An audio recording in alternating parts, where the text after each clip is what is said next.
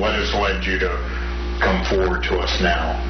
This is the first time in my life that I'm not afraid of him. We wanted to know what relevance the allegations could possibly have to Zimmerman's pending murder trial. We asked local attorney Randy Reep. As it relates to Zimmerman and Martin, the molestation that may or may not have happened 20 years ago will have no impact. So why was the interview even released?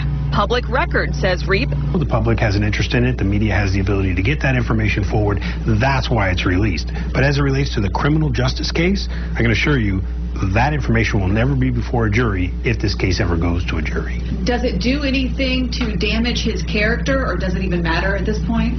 It certainly doesn't help his character, but I think, as you and I have discussed before, I think now, with where people fall on the Zimmerman scale, is probably where they're going to stay.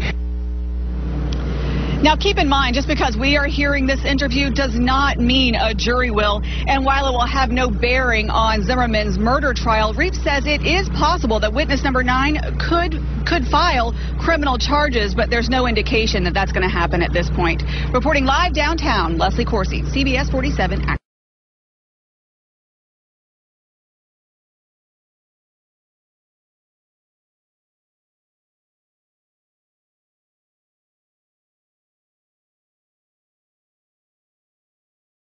New allegations today against George Zimmerman, the man at the center of the Trayvon Martin shooting scandal. Zimmerman is now accused of molesting a girl as a child and as a teen. Jen is back now with more of the interview with that alleged victim, which was just released today.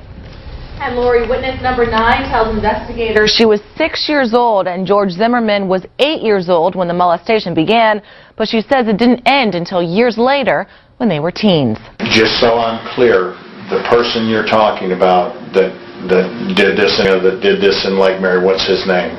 George Zimmerman. In an interview that lasts only 30 minutes, a young woman tells investigators a family friend since childhood molested her for years. He would give me a certain look and I would know if it was going to happen when we got together for family gatherings.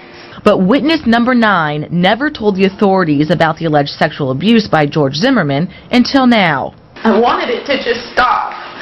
I didn't want to ever have to tell anyone. But now she has, because she says when 17-year-old Trayvon Martin was killed, she thought she knew why. I was afraid that he may have done something because the kid was black. Okay. Because growing up, they've always made, him and his family have always made statements that they don't like black people if they don't act like white people. Are you aware of him ever taking an action, like a racial action against somebody because of race or something like that? No. Also out today, more phone calls Zimmerman made from jail about his finances. We're still not discussing which we haven't. Yeah, I know.